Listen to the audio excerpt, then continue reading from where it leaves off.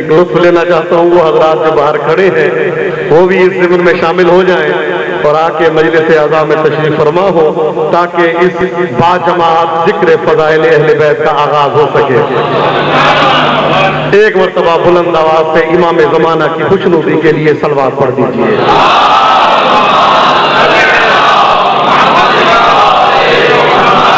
عزیزان محترم، مستقل اسی موضوع پہ بحث چل رہی ہے کہ اللہ اپنے حبیب سے کہہ رہا ہے کہ اگر آپ نے شرک کیا،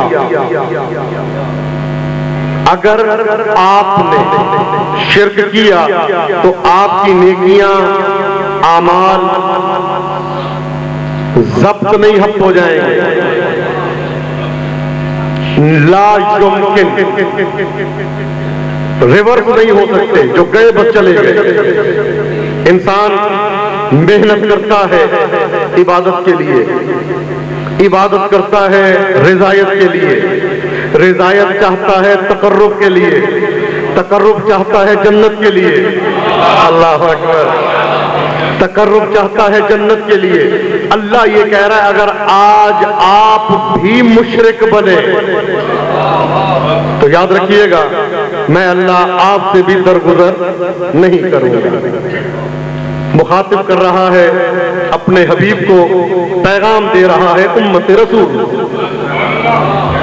مخاطب کر رہا ہے اپنے حبیب کو، پیغام دے رہا ہے امت رسول کہ یاد رکھو شرک اتنا کٹھن گناہ ہے، لام تاکید، لیحبطن عملو، لام تاکید، نون تاکید، تاکید در تاکید، اللہ اکبر، تاکید در تاکید کہہ کے اللہ مخاطب کر رہا ہے اگر مشرک آپ بھی بنے، یعنی جہاں پہ امکان نہیں اللہ اس کو بھی مخاطب کر کے کہہ رہا ہے آپ میرے قریب ہیں، میرے عزیز ہیں، میرے یاسین ہیں، میرے طٰہٰ ہیں، میرے مزمل ہیں، میرے مدثر ہیں، میرے قریب ہیں اور اتنے قریب ہیں کہ ان قریب ہیں۔ اگر آپ نے بھی شرک کیا تو آپ کی نیکیاں بھی برباد ہو جائیں گی۔ تو کہہ کے مراد لی جائے، جیسے دنیا تو جانتی ہے کہ بیٹی کو ڈانٹ کے بہو مراد لی جاتی ہے، تو جو فرما رہے ہیں یہ بیٹی کو سمجھا کے میرا اشارہ ہے کہ بہو سمجھ جائے۔ واقعہ ملتا ہے کہ بڑا کتابوں میں درج ہے کہ ایک بہو آئی ایک صاحب کے گھر میں تو وہ کام نہیں کرتی تھی، جھاڑو وغیرہ نہیں دیتی تھی، کھانا وانا نہیں پکاتی تھی، تو ماں نے اور بیٹے نے صلاح کی کہ میں اب اس کو سامنے کہوں کہ بیٹا جھاڑو دے تو اچھی بات نہیں ہے، کھانا پکائیں اچھی بات نہیں ہے میں کہوں، تو ایسا کرتے ہیں کہ میں جھاڑو دوں گی، ماں نے کہا تو جھاڑو تو ڈیلی دیتی ہوں لیکن جب میں آج دوں تو آپ نے باہر سے بھاگتے ہوئے آنا ہے اور آگے کہنا ہے کہ امی آپ جھاڑو کیوں دے رہی ہیں، میں دوں گی، تو آپ میرے ہاتھ سے جھاڑو پکڑنا میں نہیں دوں گی، اصرار ہوگا تو وہ خود آ جائے گی۔ اب انہوں نے یہ صلاح مشورہ کیا، وقت آیا ماں نے جھاڑو پکڑی، اب جھاڑو دینا شروع کی تو بیٹا باہر سے بھاگتا ہوا، اماں آپ جھاڑو دے رہی ہیں میں دوں گا، جھاڑو پکڑی ماں کے ہاتھ میں، ماں کہہ رہی ہے نہیں بیٹا میں دوں گی۔ اب آپس میں تکرار کوئی 7 سے 8 منٹ تک چلتی رہی، بہو سامنے سے دیکھ رہی تھی منظر، اس نے کہا لڑتے کیوں ہیں، ایک دن ماں دے دے ایک دن بیٹا دے دے، تو جب لڑنے کی بات ہی نہیں ہے، بلا وجہ لڑائی کر رہی، آج ماں دے دے گی کل بیٹا دے دے گا، پھر اگلے دن ایسے جو ہے اگر تو یہ والی کیفیت ہے پھر تو کبا سفید ہے، وہ کبا سفید ہے تو پھر آپ لاکھ شرط لگائیں میں نے ماننا ہی نہیں ہے، تو جب نہیں ماننا تو پھر نہیں ماننا، اور جب ماننا ہے تو اشارے سے سمجھ جاتا ہے۔ اللہ درس دے رہا ہے امت کو، مخاطب کر رہا ہے رسول کو، توجہ ہے کہ اگر آپ نے بھی شرک کیا نیکیاں برباد ہو جائیں گی۔ نیکیاں کیا ہے؟ نماز نیکی ہے، عمل ہے، عمل ضائع ہو جائیں گے، لیحبطن عملک، لیحبطن عملک، تمہارے عمل ضائع ہو جائیں گے۔ نماز عمل، روزہ عمل، حج عمل، یہ سب برباد ہو جائے گا۔ نماز پڑھی گویا نہیں پڑھی، روزہ رکھا گویا نہیں رکھا، حج کیا گویا نہیں کیا، اگر شرک کیا تو گویا کچھ نہیں کیا۔ تو جو فرما رہے ہیں اگر کیا تو گویا کچھ بھی نہیں کیا، نمازی بے نمازی ہو جاؤ گے، روزہ بے روزے دار ہو جاؤ گے۔ جس طرح سرکہ جو ہے یہ کھیر کو خراب کر سکتا ہے، ایک قطرہ شراب کا پوری دیگ کو نجس کر سکتا ہے، تو اسی طرح سے شرک جو ہے تمہاری نیکیوں کو برباد کر سکتا ہے۔ تو ایک قطرہ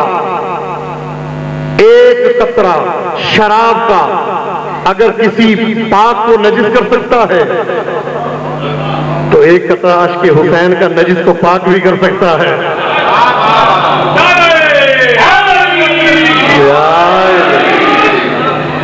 آپ نے شرک کیا، اور یہ عقلی بات ہے، عقل والوں کے لیے کتاب ہے، بے وقوفوں کے لیے نہیں۔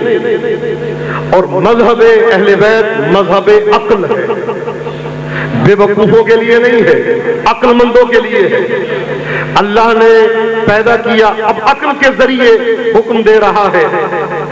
بے وقوف پاگل پہ اللہ جو پہلا اللہ اس پہ مہربانی فرماتا ہے، اس کو اپنے دسترخوان سے اٹھا دیتا ہے کہ اب تو نے نماز نہیں پڑھنی، پاگل ہے، روزہ نہیں رکھنا، پاگل ہے، حج نہیں کرنا۔ اور دنیا کا بھی یہ قاعدہ ہے کہ جو پاگل ڈکلیئر ہو جائے تو اس پہ دنیا کے قانون بھی لاگو نہیں ہوتے۔ تو عقل مند کے لیے قانون بھی ہے، عبادت بھی ہے۔ تو جو فرما رہے ہیں تو قرآن ہے عقل مندوں کے لیے، بے وقوفوں کے لیے نہیں۔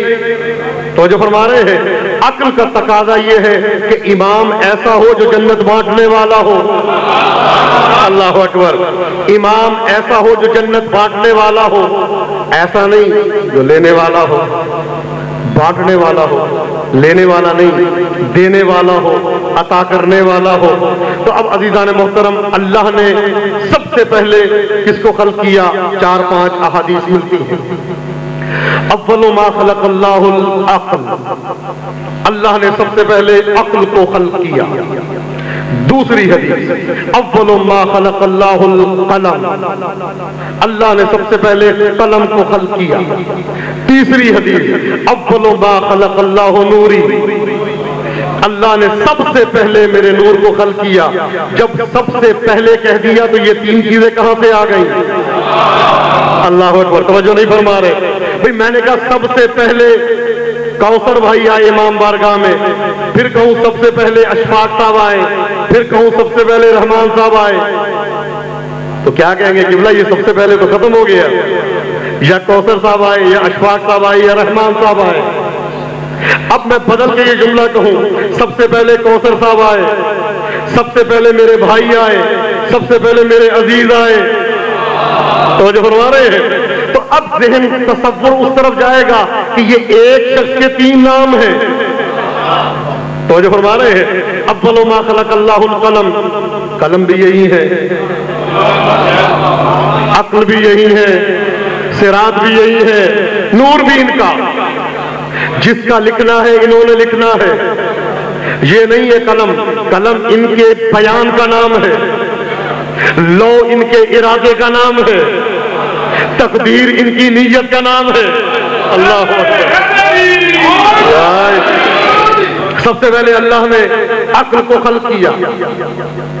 اول ما خلق اللہ العقل، فروع اصول کافی میں حدیث ہے، جا کے پڑھ لیجئے گا۔ اللہ نے سب سے پہلے عقل کو خلق کیا۔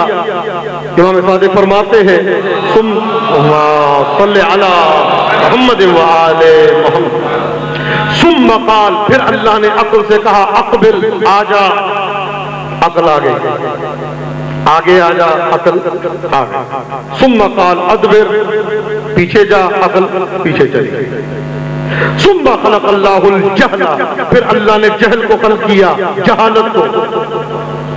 قال اقبل، آگے آجا، عقل آگے نہیں آئی۔ ثم قال ادبر، پیچھے چلی جا، عقل فوراً پیچھے چلی گئی۔ اب معیار عقل و جہالت یہ بنا کہ جو عقل کے ساتھ ساتھ رہے وہ مصداق عقل ہے، اور جس کو عقل بلاتی رہے وہ نہ آئے۔ وہ مرکز جہالت جو عقل کے کہنے پہ آ جائے وہ مصداق عقل، جو عقل کے بلانے پہ نہ آئے وہ مصداق جہل۔ پھر اللہ نے تقسیم شروع کی۔ مولا فرماتے ہیں اللہ نے تقسیم شروع کی۔ عفت عقل کو دی، ایمان عقل کو دیا، تقوی عقل کو دیا، تو جہالت چیخنے لگا۔ جہالت کے چیخنے کی آواز بلند ہوئی، اے اللہ تو ہی میرا خالق ہے، تو نے عقل کو بھی خلق کیا، مجھے بھی خلق کیا، اس کو نعمتیں دے رہا ہے، مجھے کیوں نہیں دیتا؟ تو اب تقسیم ایسے شروع ہوئی، علم عقل کے حصے میں آیا، جہالت جہل کے حصے میں آئی۔ تو توجہ فرمائیے گا، علم عقل کے حصے میں آیا، جہالت جہل کے حصے میں آئی، تو مرکز عقل وہی ہوگا جو ممبر سے کہے سلونی قبل ان تفقدونی، اور مرکز جہالت وہی ہوگا جو ہر سوال کے جواب میں کہے میں گھر سے پوچھ کے آتا ہوں۔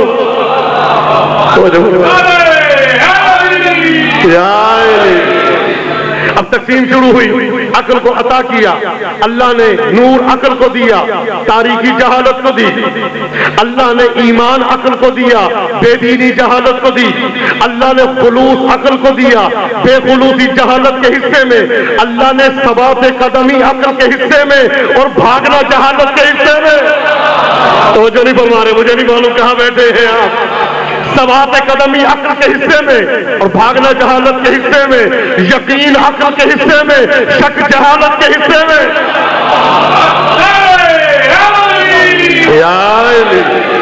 یقین عقل کے حصے میں، شک جہالت کے حصے میں، ایمان عقل کے حصے میں، کفر جہالت کے حصے میں، بولنا یقین رکھنا، عمل کرنا عقل کے حصے میں، اور عمل کو کر کر کے تباہ کرنا جہالت کے حصے میں۔ اب دیکھ لینا کہ جس نے دنیا سے جاتے ہوئے کیا کہا، میں نہیں کہتا جو ثابت قدم